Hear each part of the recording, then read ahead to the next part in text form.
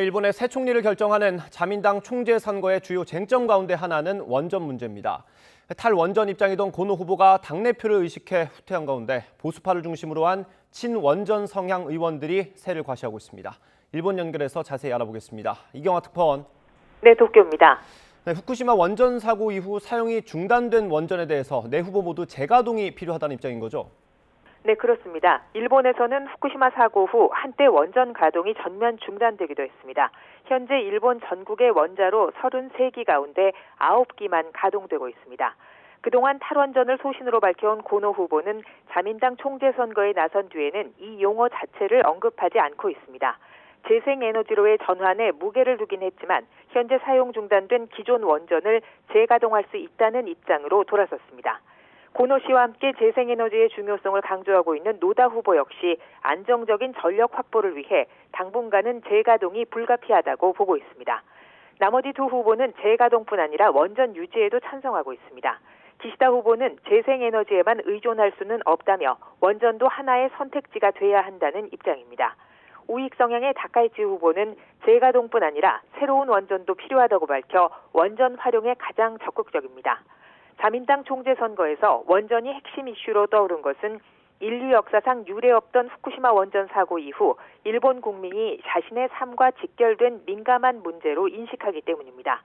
지난 3월 NHK 여론조사에서는 원전을 줄이거나 모두 폐기해야 한다는 응답자가 70%에 육박했습니다. 자민당 내 기류는 국민 여론과는 좀 차이가 있는 것 같은데 원전을 새로 지어야 한다는 자민당 의원 모임도 총재 선거에서 목소리를 내고 있다고요? 네, 그렇습니다. 지난 4월 자민당 의원 약 60명이 최신형 원자로 건설과 기존 원자로 교체를 추진하는 의원연맹을 결성했습니다. 이 모임에는 아베 전 총리가 고문으로 참여하고 있는데요. 아베 전 총리는 이 모임에서 국민과 산업계에 저렴하고 안정적으로 전력을 공급하는 에너지 정책을 앞세우며 원자력 사용을 강조했습니다. 이 모임은 지난 15일에 자민당 총재 후보들에게 기존 원전의 교체를 추진할 것을 촉구하는 결의안을 냈습니다. 이뿐 아니라 국가에너지 기본계획에서 가능한 한 원전 의존도를 낮춘다는 문구를 빼고 그 대신 원전을 최대한 활용한다는 내용을 넣을 것도 후보들에게 요구했습니다. 자민당 내 보수파를 중심으로 원전 개발을 추진하는 의원들이 총재 선거에 본격적으로 개입하고 있는 건데요. 이런 움직임이 투표로 이어지는 것을 우려해 선호도 1위인 고노 후보가 탈원전을 선명하게 밝히지 못하는 것으로 풀이됩니다. 일부 전문가들은 원전이라는 거대한 산업에 얽힌 이해관계가 일본 정치에 오랜 기간 영향을 미치고 있는 점을 우려하고 있습니다.